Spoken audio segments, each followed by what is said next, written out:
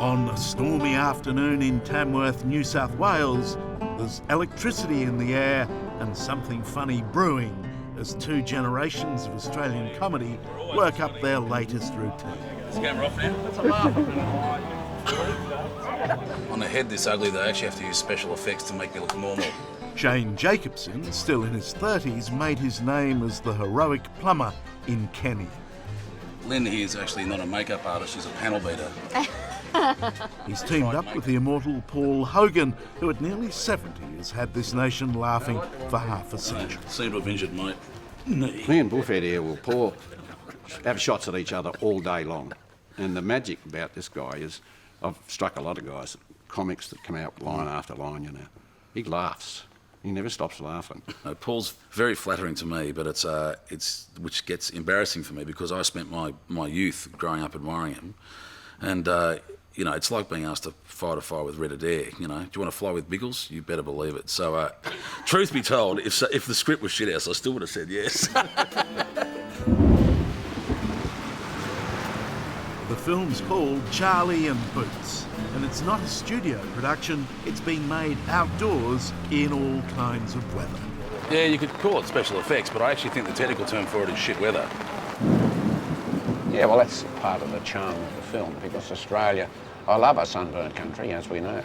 Of rugged mountain ranges and droughts and flooding rains, and we're getting a lot on this trip, so it won't be as pretty as Australia, but it'll be real. Mate, in television, this is what we call the money shot. This is perfect. The next thing we're doing is where we're caught in a drought. Farmers haven't had any rain. As you can see, I don't know if this is going to work. With a tight budget and an even tighter shooting schedule, even when it's coming in sideways, the show must go on. Great effects. I mean, how do you do that? How do you just... This even they can't do. This is it's the man upstairs. These are definitely God's tears coming down now. It's a bit different from a studio film. As you've said, look at this. I'm being attacked by the water as we speak. I'm shedding from my own. But look out there. Have you ever had second thoughts about maybe would it be easier just to do this in a studio and go home at night? No, there's nothing hard about it. Well, half the attraction was actually the fact that we weren't going to be in a studio. Yeah. It's, you know, that's the fun of it. That's it. I would never want to do, much as I loved the movie Star Wars or Lord of the Rings or some of those things, where you have a big giant green screen and you get in front of it and they yell out, "Okay, now there's a dragon coming. Get your sword out. It's to your right." And you do all that in a studio, hour after hour. You don't even know what you've done to see the movie. I mean, that's not fun to me. No. Regardless of the paycheck or anything else. We're in a Kingswood, not a studio. That's a lot more fun. And doesn't it handle well? Haven't we been reminded of that? And so to the film itself. It's about a bloke called Charlie, recently widowed, and about his relationship with his estranged son, Boots. You know what really gets me is that never got to tell Mum I still loved her. Well, mate, she knew that. I promise you she knew.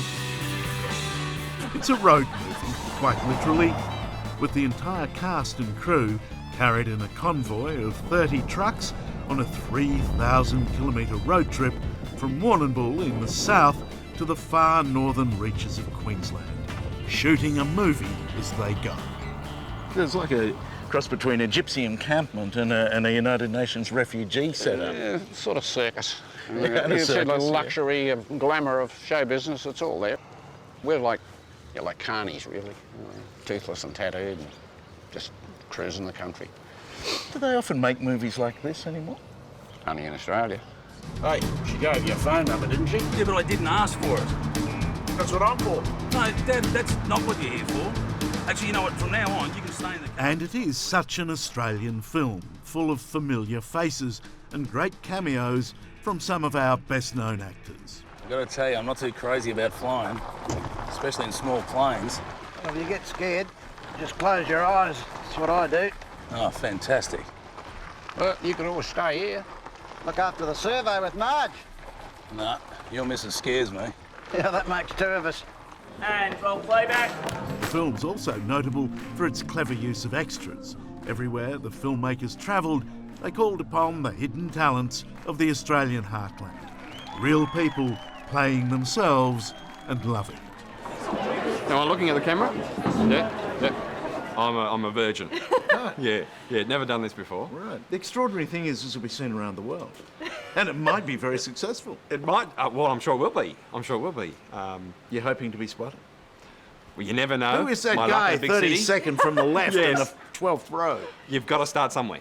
So, There's you a never slight know. resemblance to Hugh Jackman, don't you think? Oh, pretty good, pretty Well, good. I'll take my shirt off and show you. So they wanted to get some pretty Sheilas in this movie. Of course. Plenty in Tamworth. You know how old this lady is? Oh, about 60? You are nice. She's 86. 86. 86? Yes. Gee, you're doing well. And I just rushed after a young man. Then I had to slow down the next time. Now you're in the movies, you should be able to catch a younger man. You got a star. Thank you too.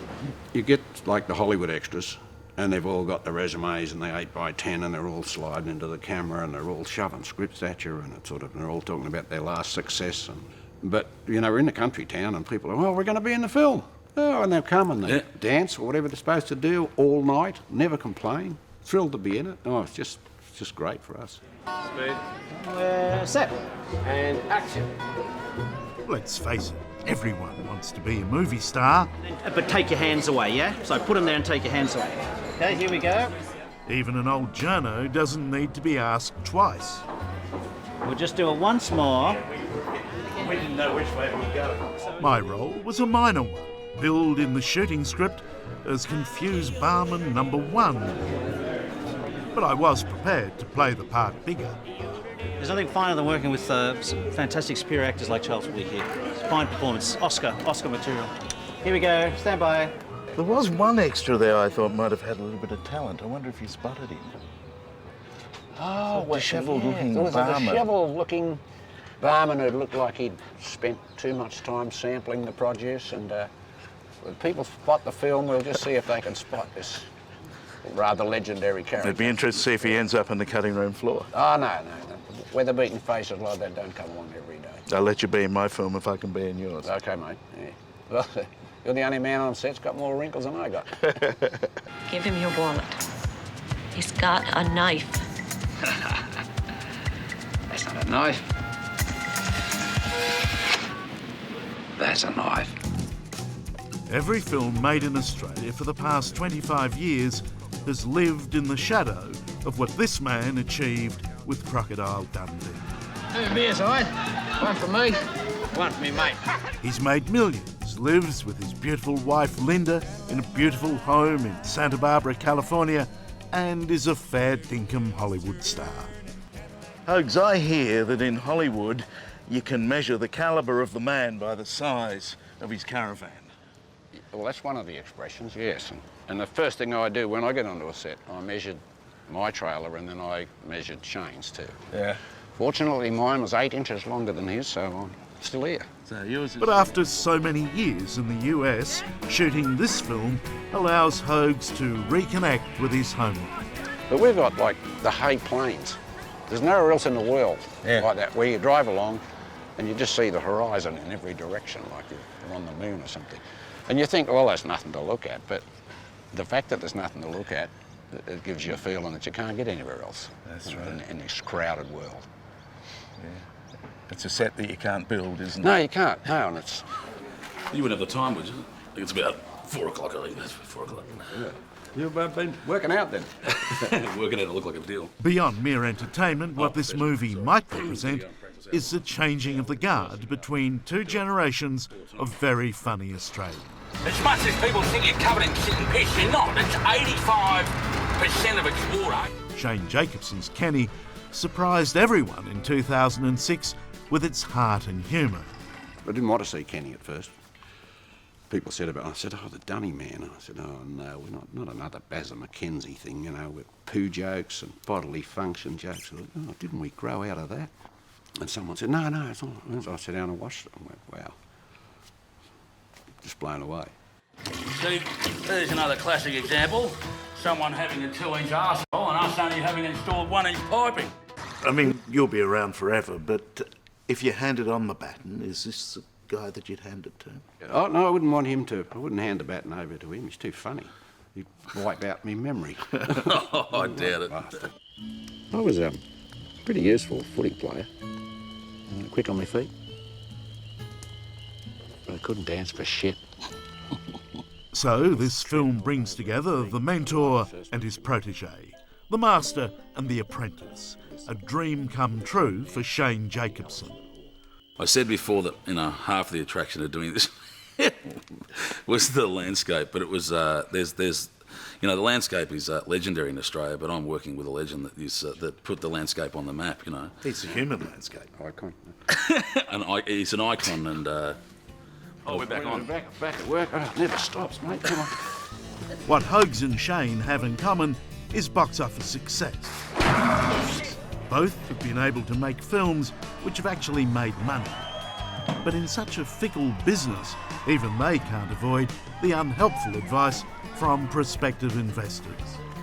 What are the money people like? Do you ever talk to them? They're wonderful. Fabulous. They have good judgment. Yeah. I'm fairly young, Charles. They're wonderful. I have a long career to go. Best people I've ever met. Yeah, okay. I don't have a long career. I've never You had can a tell the career. truth then. I retired 20 years ago. I can tell the truth.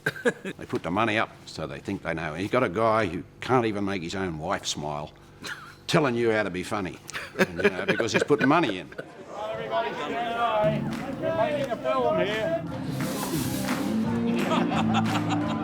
Just occasionally, a small budget film like this hits the big time. Everyone wishes, but no one can ever predict it. That's the magic of the movies. If Charlie and Boots ever does become a big success, cut down though my role was, at least I can proudly say I had a hand in the making of that movie. If you go and see the film, just look for the hand in the bar. The hand comes in, and I've never seen a hand do so much. I think it was a bit much when you tried to get a little bit romantic and did that with your hands. That looks great at the Vatican, but I don't think it works beyond a bar. Stay where you are, mate. Forget about the film. You'll call me, not call you. Hello, I'm Charles Woolley. Thanks for watching.